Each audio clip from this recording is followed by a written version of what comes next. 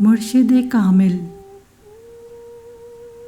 صاحب کشف المحجوب حضرت داتا علی حجویری رحمۃ اللہ علیہ فرماتے ہیں، اصطلاح تصوف میں مرشد سے مراد وہ کامل ہے جو اپنی ایمانی بصیرت سے مرید کی صراط مستقیم کی طرف رہنمائی کرے اور اپنی منزل مقصود تک پہنچائے۔ مرشد ہی کی رہنمائی میں شریعت کی پیروی کی جاتی ہے۔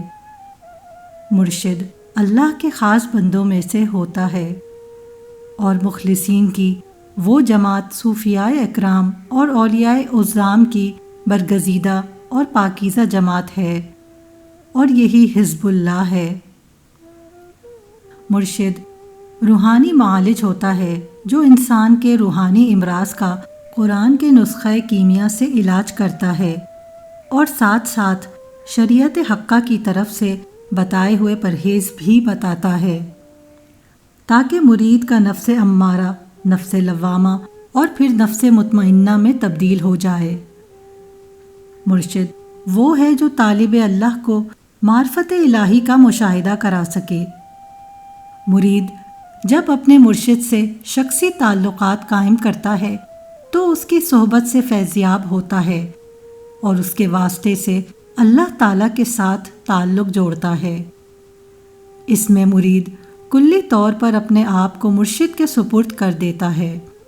وہ اپنی مرضی ختم کر دیتا ہے، کیونکہ مریض جب تک اپنے معالج کی مرضی کے مطابق علاج نہیں کرائے گا شفا نہیں پائے گا۔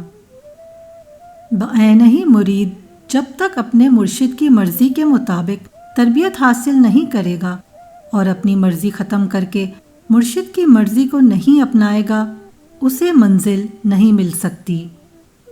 صاحب قرب دیدار حضرت سلطان باہو رحمۃ اللہ علیہ فرماتے ہیں، لفظ مرشد کے 4 حروف ہیں۔ میم سے میرات المومن، مومن مومن کا آئینہ ہے، وہ اللہ کو ایک مانتا ہو اور اسرار الہی سے واقف ہو، مہربان ہو، ہر ایک ولی اللہ اور نبی اللہ کی مجلس میں پہنچانے والا ہو اور جمعیت جاویدانی بخشنے والا ہو۔ راہ سے مراد راغب نہ ہو دنیا کی جانب اور نہ ہی آخرت کی طرف، بلکہ اللہ کی قضا پر راضی ہو۔ شین سے مراد وہ شہباز ہو لامکانی نور قدرت اور اسرار سبحانی کا۔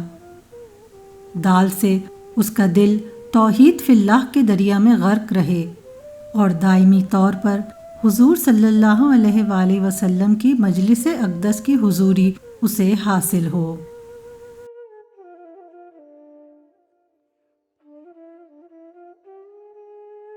اگر آپ روحانیت میں دلچسپی رکھتے ہیں تو میرا چینل ضرور وزٹ کریں اور سبسکرائب بھی کر لیں تاکہ آپ کا سفر آج ہی سے شروع ہو جائے۔